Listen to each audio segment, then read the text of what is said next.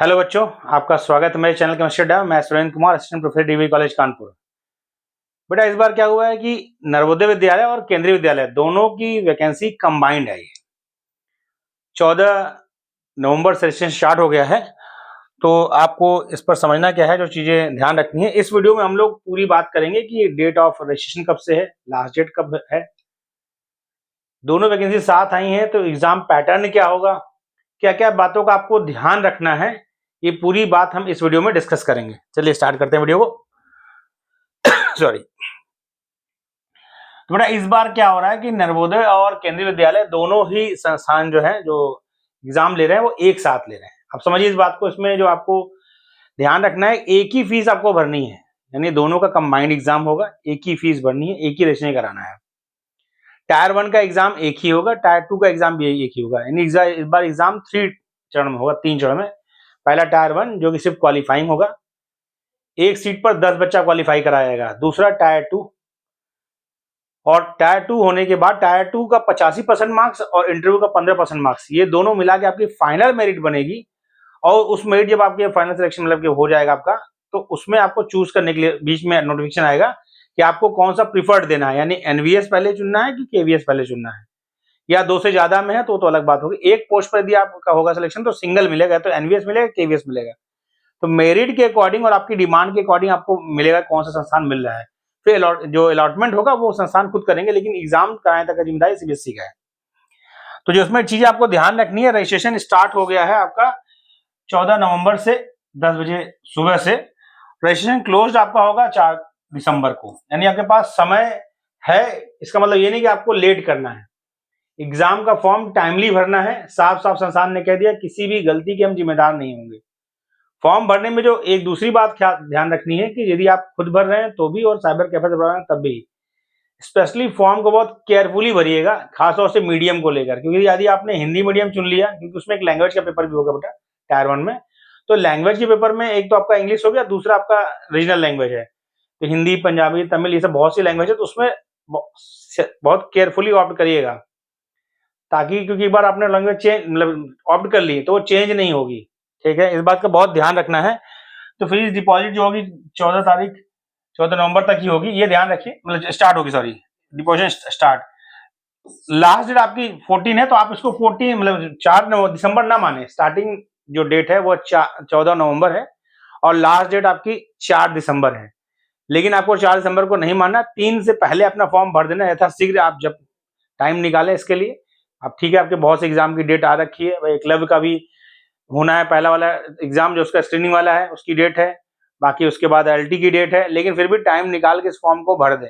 इस चक्कर में ना कि लास्ट में जैसे एग्जाम नजदीक आएगा आपका एलटी का या फिर क्लब वाला, तो आपको और प्रेशर बढ़ेगा। इसलिए एग्जाम फॉर्म अभी भर दें बहुत केयरफुली। तो ये बात हो गई डेट्स की, जिनको आपको ध्यान रखना है। एग्जाम का मैंने आपको बताया कि 3 फेज एग्जाम है, इनडायरेक्टली समझिए 3 फेज एग्जाम है। पहला टायर 1 जो जस्ट क्वालिफाइंग है, एक सीट के सापेक्ष में 10 बच्चों को क्वालिफाई कराया जाएगा, एंड जितनी आपकी सीट है उसका 10 टाइम्स बच्चे क्वालिफाई कराए जाएंगे फॉर टायर 2।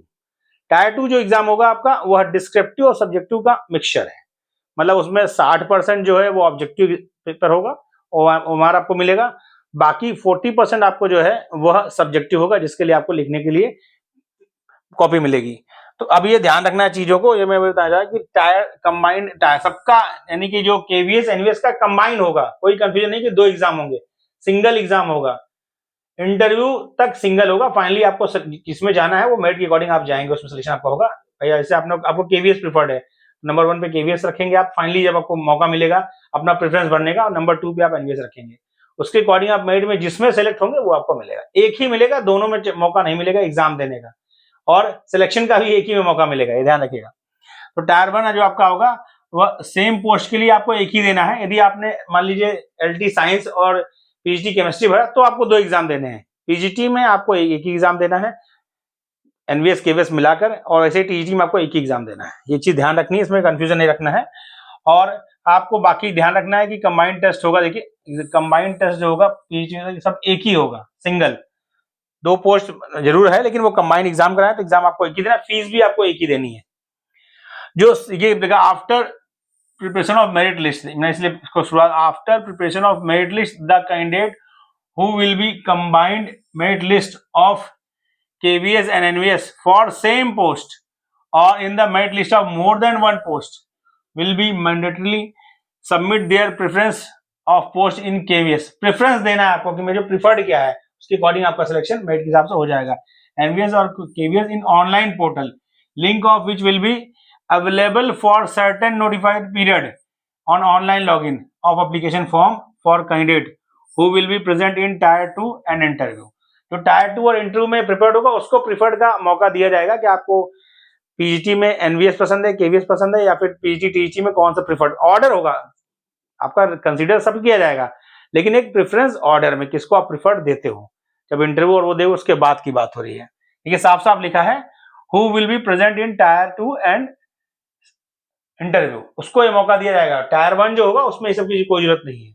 दूसरा एक चीज ध्यान रखना, बच्चे बहुत पूछते हैं सर एप्लीकेशन फॉर्म फिल करने के बाद तो उसको भेजना है. बेटा एप्लीकेशन फॉर्म आपको भेजना नहीं है, लेकिन फिल करने के बाद उसको डाउनलोड करके अपने पास फाइल जो आपकी जिसमें अपने डॉक्यूमेंट्स रखे हैं उसमें रखिए. आईडी पासवर्ड या जो भी चीज आप बना रहे हैं सब उसमें एक व्हाइट पेपर रखिए, उसमें नोट करके रखिए. समस्या क्या होती है एग्जामिनेशन में, बच्चा जब आईडी पासवर्ड भूल गया, कौन सा ईमेल दिया है वो भूल गया, कौन सा फोन नंबर दिया वो भूल, ये सब भूलने से काम चलेगा नहीं. आप बिल्कुल ऑनलाइन चीजों में आपको एकदम सतर्क रहना है. सारी बातें उन्होंने पहले बता दिया कि आपको एडमिट कार्ड आपके स्टूडेंट लॉगिन पे मिलेगा. आपका जो टायर 1 आप सिलेक्ट होगे उसकी कोई लिस्ट नहीं आएगी, पूरा आप एडमिशन पढ़ेंगे उसमें साफ साफ लिखा है कोई लिस्ट नहीं आएगी. आपके स्टूडेंट लॉगिन पे आपको बताया जाएगा कि आपका टायर 1 हो गया है. फिर उसके बाद आपको टायर 2 का सारे एडमिट कार्ड साइड नोटिफिकेशन आपको अपने पोर्टल पर मिलेगी. कहीं से भी अलग से कोई नोटिफिकेशन नहीं आएगा. मैं आपको बता दूं फिर से, कोई पीडीएफ नहीं आएगी रिजल्ट की, ये स्ट्रिक्टली कह रखा उन्होंने.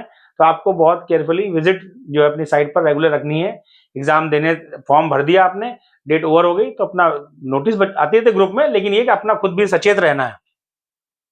ये पूरी बातें ध्यान रखनी है. चॉइस आपको भरने को अलग से नहीं मिलेगी, स्ट्रिक्टली उन्होंने बता रखा है कि देखिए कि चॉइस अलग से नहीं मिलेगी. Candidate who do not fill their choice within notified period will not be consider merit and no post will be allotted them. यानी स्ट्रिक्टली देखिए हर चीज उन्होंने बहुत स्ट्रिक्टली कहा है. आपसे चूक हुई तो कोई सुनवाई नहीं है. इन्होंने बार बार कह दिया है कि किसी भी चीज के लिए आप कहीं सुनवाई नहीं कर पाएंगे. तो ये बता रखा है देखिए the candidate who does not fill their choice within the notified period will not be considered merit and not no post will be allotted. यानी आपने यदि प्रेफरेंस अपना नहीं भरा सिलेक्शन होने के बाद भी, समझ लीजिए कि लास्ट तक आपको सचेत रहना है. फॉर्म फिलिंग करना है, एग्जाम देना है और रेगुलर अपनी जो वेबसाइट है इसकी एग्जाम की उसको विजिट करना है. ठीक, तो ऐसा नहीं कि तुरंत एक दिन का समय देगा कम से कम हफ्ते भर का समय देगा, 15 दिन का समय देगा. लेकिन आपको ऐसा नहीं कि सोचना है कि कल भर दूंगा परसों भर दूंगा और आप भूल ही गए. इस बात का ध्यान रखिए. एग्जाम देना है तो आपको अटेंटिव रहना है, क्योंकि आप टीचिंग जॉब में जा रहे हैं बेटा. बच्चों को आपको सिखाना है, जागरूक रहना है, और टीचर ही जागरूक नहीं है तो फिर कैसे काम चलेगा. तो mode of criteria of selection and eligibility of condition of the applicant for interview personal interaction of the notified post shall be final and binding. ये चीज ध्यान क्या रखनी है कि आपको जो भी आपकी क्वालिफिकेशन है वह 4 दिसंबर से पहले पूरी हो जानी चाहिए. परसुइंग जैसा टर्म कुछ नहीं चलेगा कि आपकी बीएड परसुइंग है या फिर ये परसुइंग है, कुछ भी नहीं. कंप्लीट है तो आप फॉर्म में भरोगे. भर भी दिया आपने तो सिलेक्शन नहीं होगा यदि आपको कुछ भी मतलब कोई भी जो एलिजिबिलिटी आपकी है वो पूरी नहीं कर रहे हैं आप. तो इस बात का ध्यान रखिए, क्योंकि उन्होंने स्ट्रिक्टली हर चीज नोटिफिकेशन में लिख दी है, तो आप बाद में उन्हें क्लेम नहीं कर पाओगे या कोर्ट चले जाएंगे, यहाँ चले जाएंगे. बहुत से लोग सलाह देते हैं, इस चक्कर में बेटा बिल्कुल मत पढ़िए. बहुत केयरफुली मैंने जितनी चीज बताई है वो दिया. नोटिफिकेशन भी अवेलेबल है, आप उसको चाहे एक बार रीड कर सकते हैं. सिंप्लीफाई मैंने ये कर दिया है, एक एग्जाम होगा दोनों का मिलाकर, टायर 1 टायर 2 और इंटरव्यू. प्रेफरेंस और आपको भरने को मिलेगा कि मुझे कौन सा लेना है भाई, एनवीएस, केवीएस, टीजीटी, पीएचडी, किसमें जाना है. वो प्रेफरेंस ऑर्डर क्रम में भरा जाएगा. जिसमें आपका होगा उसमें आपका हो जाएगा, जिसमें आप मेरिट की मैच करेगी. लेकिन यदि आप नोटिफिकेशन आता है कि आपको प्रेफरेंस भरना और आप नहीं भरते हैं तो आपका सिलेक्शन नहीं होगा. इस बात का बहुत स्ट्रिक्टली ध्यान रखना है. उन्होंने बता दिया है, आप बाद में क्लेम नहीं कर पाओगे. नोटिफिकेशन का मतलब होता है कि उसमें उन्होंने चीज कह दी तो बाद में आप कहीं किसी भी कोर्ट में क्लेम नहीं कर पाओगे. इस चक्कर में पढ़िएगा नहीं, ध्यान रखिएगा. क्योंकि मैं केमिस्ट्री और एलटी साइंस ही डिस्कस करता हूं तो मैंने उसकी बाकी चीजों बता रखा है. देखिए ये जो आपका केवीएस में है उसमें केमिस्ट्री की पोस्ट की बात की जाए तो अनरिजर्व में 84 है, ईडब्ल्यूएस में 20 पोस्ट है, ओबीसी में 55, एससी में 30 और एसटी में 15. ओवरऑल 204 पोस्ट है. बाकी दे रखी है उसके लिए, दिव्यांगों के लिए. और यदि हम एनवीएस की बात करें तो इसमें केमिस्ट्री में आपका अनरिजर्व में 50 पोस्ट सॉरी, ईडब्ल्यूएस में 12, ओबीसी में आपका पोस्ट है 32, एससी में 18 और एसटी में 9। यानी ये दोनों कैटेगरी जब कैटेगरी करते हैं तो 32 ये और 55 ये दोनों मिलाकर आपका 10 गुना बुलाया जाएगा। पहले टायर 1 में आप अपनी कैटेगरी में ही फाइट करते हैं, इस बात को बहुत ध्यान से रखिएगा। पहले टायर 1 जो पहले एग्जाम होता है उसमें आप अपनी कैटेगरी में 10 गुने में आना होगा, यानी जितनी सीट है उसका 10 गुना लोग टायर 2 के लिए क्वालिफाई कराए जाएंगे। तो आपको इस बात का ध्यान रखना है। टायर 2 के मार्क्स 85% और 15% इंटरव्यू 100 नंबर का है, लेकिन उसका वेटेज 15% ही रहेगा और 85% वेटेज होगा जो आपका टायर 2 एग्जाम होगा। ये तो हो गई आपकी पीएचडी की पोस्ट, बाकी सबकी पोस्ट भी दे रखी है, फिजिक्स की पोस्ट दे रखी है, इंग्लिश की, और इसके अलावा बहुत ढेर सारी पोस्ट इसमें है बेटा। यदि आप किसी में और एलिजिबल है तो आप नोटिफिकेशन पूरा देख सकते हैं, वेबसाइट पर अवेलेबल है। नहीं अवेलेबल है तो मेरा नंबर है 7905544237। इस नंबर पर आप कॉल करके व्हाट्सएप करके जो भी आपको जानकारी चाहिए वो आप प्राप्त कर सकते हैं। ये आपका टीजीटी का पोस्ट की बात की जा रही है। इसमें एक्चुअली साइंस जो होता है, केवीएस एनवीएस में साइंस में जो है वो बायोलॉजी बैकग्राउंड का बंदा जो है अलाउड है, तो इसीलिए आपको ध्यान रखना है बायोलॉजी बैकग्राउंड का बंदा अलाउड है इसमें। तो आप जो हमारे यहाँ एलटी बायोलॉजी मतलब यूपी में एलटी बायोलॉजी टीजी बायोलॉजी की पोस्ट आती है, साइंस में बीएससी बायो का बंदा अलाउड नहीं होता।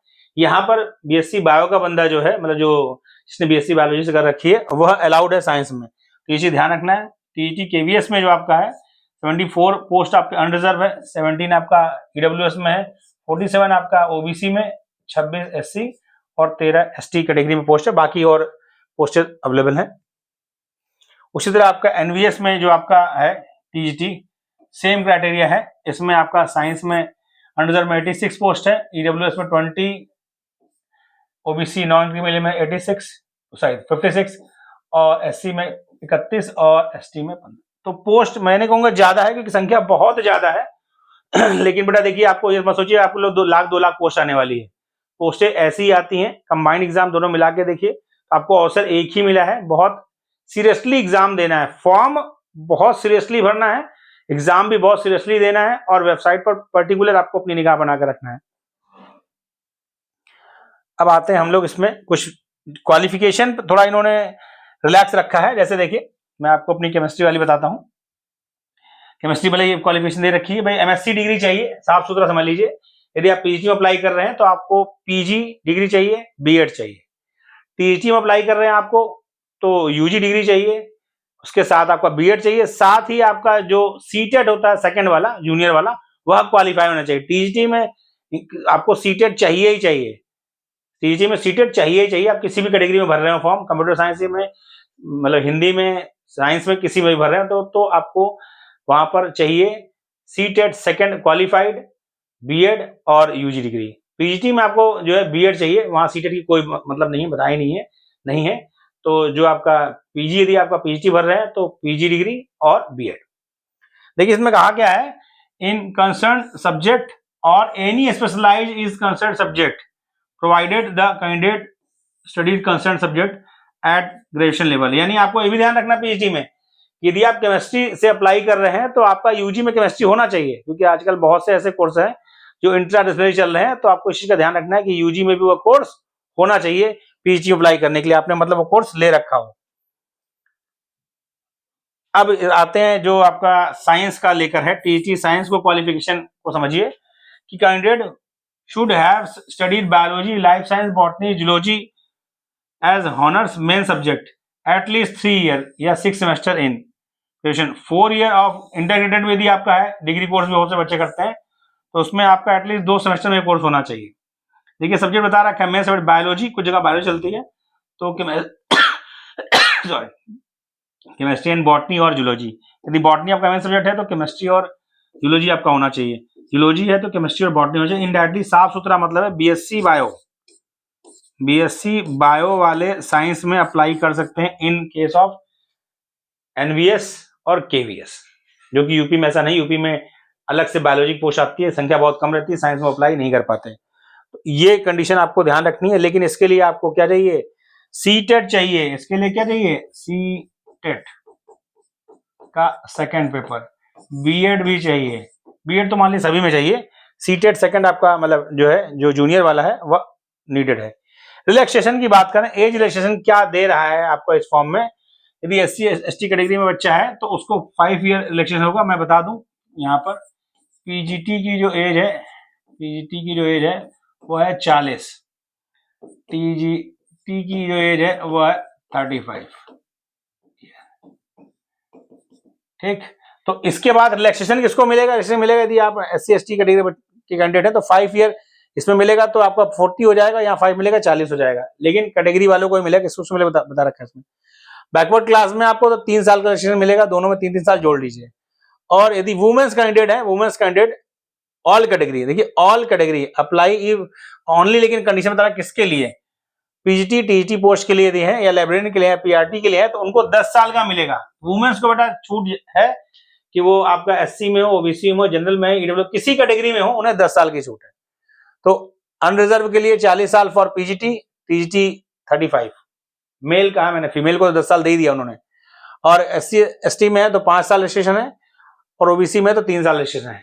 ये चीज ध्यान रखनी है। यानी यदि मैं बात करूं तो मेल के लिए है, बाकी फीमेल के लिए उन्होंने 10 साल सीधे सीधे बढ़ा दिया है। तो यानी PGT में आपके पास 50 साल का समय है और TGT में आपके पास 45 ईयर का, लेकिन फॉर फीमेल कैंडिडेट यानी वुमेन। ओके, बाकी सब में जो आपका एम्प्लॉइज है, रेगुलर एम्प्लॉइज है, इन सब का दे रखा है। अब आते हैं पहले टेस्ट में जो होना, टायर 1 होना, उसकी बात हम करते हैं। ये आपका सिलेबस है उसका। पार्ट 1 जनरल रीजनिंग, 20 क्वेश्चन होगा। ईच क्वेश्चन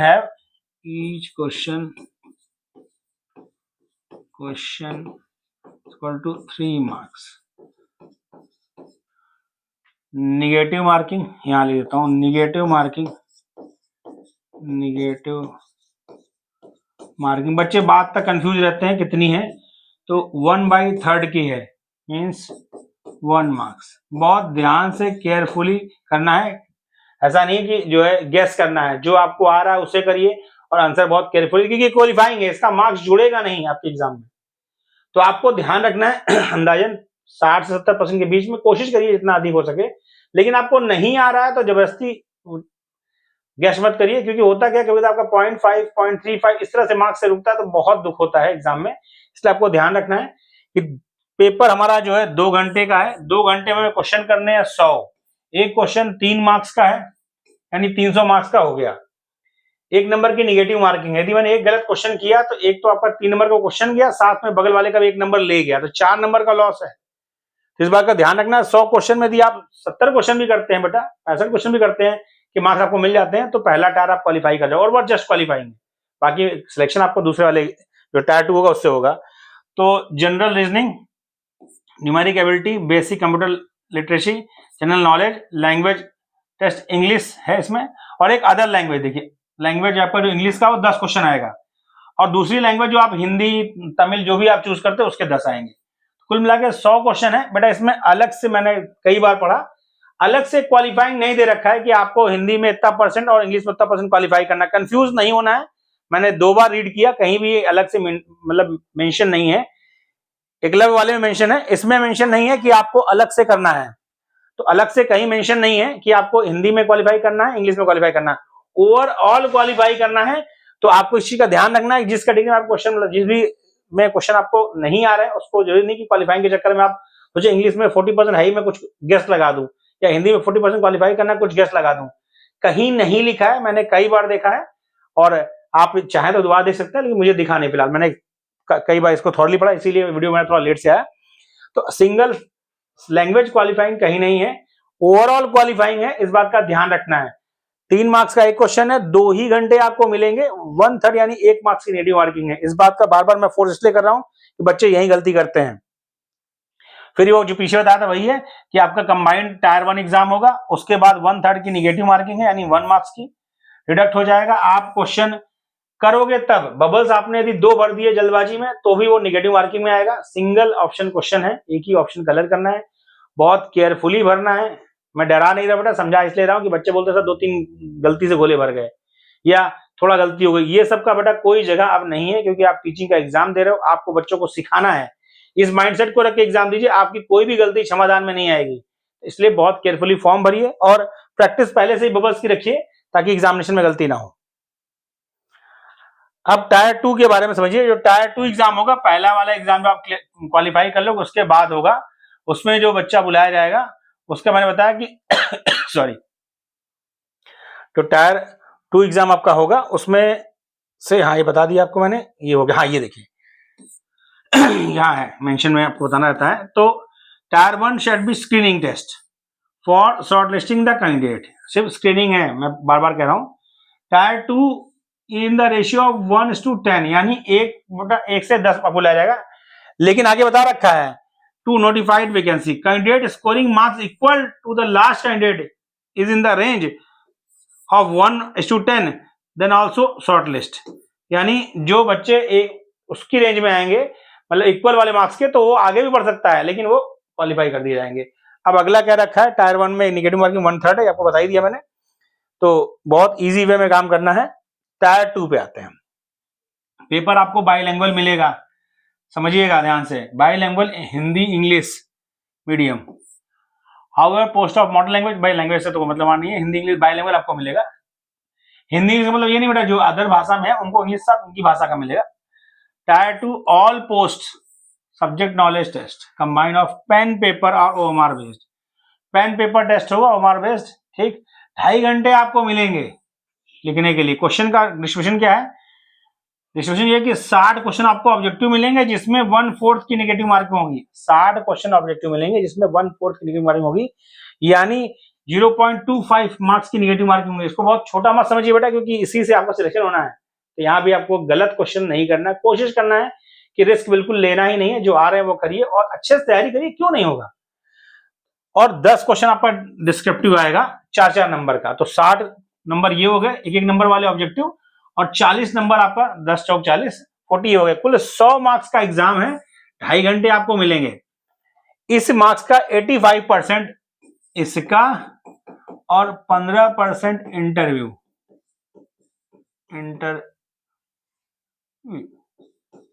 इससे आपकी फाइनल मेरिट बनेगी। ये चीज का आपको ध्यान रखना है। 85 इसका मार्क्स, भले आपके 100 मार्क्स का इंटरव्यू है और उसके बाद आपने रिटर्न दे दिया, मतलब आपने टायर 2 का एग्जाम दे दिया, फिर क्या होगा, फिर उस रिजल्ट से मेरिट बनेगी। तो बता रखा है for interview candidate shortlisted from tyre 2 in the ratio of 1:3, 1/1 और 3 के रेशियो, मतलब एक पोस्ट पे 3 लोग बुलाए जाएंगे for interview. Candidate screening equal marks यदि आप लाते हो तो उस रेंज में 1/3 में आओगे तो हो जाएगी, कैटेगरी शॉर्टलिस्ट हो जाएगी, ठीक। तो टायर 2 का एग्जाम बहुत केयरफुली देना है। और ये जो दे रखा है बेटा वो स्किल टेस्ट वालों को दे रखा है, आपके लिए नहीं, यहाँ तक आपका है, इसके बाद वाले दूसरों के लिए है। तो आपको इस चीज का बहुत ध्यान रखना है, 3 गुना बुलाए जाएंगे, हमें उसमें आना है, अच्छे से परफॉर्म करना है, क्योंकि उसके मार्क्स और इंटरव्यू के मार्क्स जोड़ के सिलेक्शन होगा। तो टायर 2 में आपको अच्छे से परफॉर्म करना है। टायर 1 में आपको स्क्रीनिंग है, तो बहुत केयरफुली करना है एग्जाम को। एग्जाम फॉर्म भरना, मैंने आपसे बार बार कहा, फॉर्म भरना, एग्जाम देना, सब पर आपको नजर रखनी है पहले। फिर आपका आता है एलोकेशन का, बता रखा है, देखिए process of allocation of candidate KVS, वही मैंने आपको बताया था। After preparation merit list, candidate combined merit list, और आप जो है फॉर्म भरोगे, 1 पोस्ट आपको मिलेगी, ये पूरी बता रखा है। हाँ, same post merit list more than 1 post have mandatory submit there preference KVS की एनवीएस और किस पोस्ट में, बता रखा है। अलॉटमेंट आप कर दोगे, बाकी उसके बाद ये करेंगे अपना। तो candidate not fill their choice not allotted, देखिए नो पोस्ट अलॉटेड, यानी आपको अपनी चॉइस भरनी है, यानी फॉर्म पर ध्यान रखना है, वो मैं बता दूंगा बेटा जब आएगा, लेकिन फिर भी आप अपने से भी ध्यान रखें। बाकी ये मैंने वही चीज बता रखा है। एग्जामिनेशन की बात की जाए तो टायर 1 और टायर 2 टेस्ट के जो एग्जाम होंगे भाई वो तो आपको देने हैं। अदर नोटिफाइड पोस्ट अकॉर्डिंगली जो आपका इन दोनों के अलावा, मतलब कि टीचिंग के अलावा बाकी जो एडमिनिस्ट्रेटिव पोस्ट है उसमें एनसीआई रहेगा, बाकी में आपको सिटी सेंटर दिया जाएगा। इंफॉर्मेशन सिटी का जो लोकेशन है candidate tyre 1 shall be display 15 days, 15 दिन पहले पता चलेगा। ये नहीं कि सर डेट नहीं आई, डेट नहीं आई, डेट नहीं आई, वो जो एग्जाम बता देंगे, ज्यादा ध्यान लीजिए, केवीएस एनवीएस में बहुत अधिक समय नहीं दिया जाएगा, 3 से 4 महीने वो दोनों एग्जाम करा खाली कर देंगे। मोटा मोटा देखा जाए तो आप मार्च अप्रैल मान लीजिए, टायर 1 तो आपका हो जाएगा जनवरी या फरवरी में ही, जनवरी या फरवरी में, और टायर 2 आपका जो है मार्च अप्रैल में हो जाएगा। तो कुल लेते हैं जून से पहले वो सिलेक्शन दे देते हैं, नौकरी ज्वाइन करा देते हैं। इसलिए इसमें बहुत लंबा मत सोचिए कि यूपी की तरह 5 साल में चल रहा है, 3 साल में चल रहा है, पीएचडी की एग्जाम की डेट ही नहीं आ रही तो बार बार कैंसिल हो जा रही है। यहाँ ऐसा नहीं होगा, जो डेट आएगी उसी डेट पे एग्जाम होगा। तो टायर 1 की उम्मीद आप रखिए मैक्सिमम आपको समय मिलेगा फरवरी, अदरवाइज जनवरी में भी हो सकता है।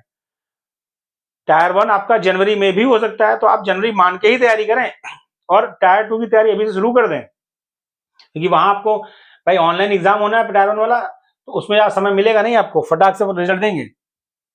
और दिन पहले मिलेगा, एडमिट कार्ड सेंटर डिटेल आपको मिल जाएगी 2 दिन पहले, डिस्ट्रिक्ट आपको मिल जाएगा कि आपका कहाँ होगा, और बाकी उसके बाद सिटी मिल जाएगी, तो आप टिकट वगैरह करा लीजिए और 2 दिन पहले आपको सेंटर मिलेगा कहाँ आपका एग्जाम होना है। और टायर 2 वाले के लिए बता रखा है 15 दिन पहले डिस्प्ले होगा और 2 दिन पहले आपको मिल जाएगा कि कहाँ आपका एग्जाम होगा। सब कुछ देखिए समझ लिए ध्यान से क्या रखा है। ई एडमिट कार्ड बोल्ड में लिखा है बेटा, आप ये नहीं कहते मुझे पता नहीं है। E admit card tier 1 tier 2 interview will be made available only, देखिए ध्यान रखिए ये ओनली लिखा है, only in the candidate application login. जो आपकी एप्लीकेशन लॉगिन है उसी पर आपको सारी जानकारी मिलेगी, अलग से कुछ नहीं मिलेगा। सिमिलरली द स्टेटस ऑफ, देखिए ध्यान दीजिए, similarly the status of shortlisting for tier 2 interview test will be also made available only in the candidate application login. No hard copy email SMS will be send to the candidate in this regard, यानी आपको जो भी मिलेगा आपके login पे मिलेगा, अलग से कोई पीडीएफ या ईमेल आपके पास नहीं आएगा कि मेरा आपका सिलेक्शन हो गया आप इंटरव्यू के लिए आइए, आप टायर 1 क्वालिफाई करके आप इंटरव्यू के लिए, ऐसा कोई नोटिफिकेशन नहीं आपको मिलेगा, आपके स्टूडेंट लॉगिन पे ही सारी जानकारी मिलेगी। ओके ठीक है बेटा। फीस की बता रखा है, फीस आपको एक ही भरनी है, मतलब कि एक पोस्ट के लिए, तो ये फीस का दे रखा है आपको। पीजीटी में आपको भरना है बेटा तो 1500 फीस होगी, 500 रुपये आपका प्रोसेसिंग चार्ज हो गया। टीजीटी में आपको फिल करना है 1500 फीस होगी, 500 रुपया प्रोसेसिंग चार्ज हो गया। फीस किसके लिए नहीं है, हाँ, no examination fee required for SC ST और PWBD के लिए फीस नहीं है, एक्स सर्विसमैन के लिए फीस नहीं है, बस उनकी प्रोसेसिंग फीस लगेगी 500। क्लियर। और बाकी चीज बता रखा है कि कोई आपको सब चीज बहुत केयरफुली भरना है, पेमेंट बहुत संभल करना है, कोई रिफंड नहीं होगा। तो टोटल ब्रीफ हमने आपको इसका नॉलेज दे दिया है। इसके अलावा आपको कोई भी जानकारी चाहिए तो 7905444237 पर आप मुझे कॉल मैसेज करके जानकारी ले सकते हैं बेटा। फॉर्म जल्द से जल्द भर दें, तैयारी में जुट जाएं, क्योंकि इस समय देखिए आपका LT, GIC लेक्चरर, GDC सारी वैकेंसी आ रखी है। बहुत समय बाद ऐसा नहीं हुआ है कि आपका इतनी वैकेंसीज आपके पास हैं। केयरफुली पढ़ें, टेस्ट लगाएं, क्वेश्चन करें, रिवाइज करें, पूरा अपने आप को झोंक दें ताकि इस 26 के मिड तक आपका सिलेक्शन हो जाए, क्योंकि ये दोनों वैकेंसी तो जून से पहले फाइनली क्लियर हो जाएंगी। बाकी LT वगैरह भी आपका ज्यादा समय नहीं लगेगी, वो भी क्लियर हो जाना है 26 में ही। इसलिए अच्छे से मेहनत करें, कोई समस्या है तो आप बात कर सकते हैं, पूछ सकते हैं। Thank you.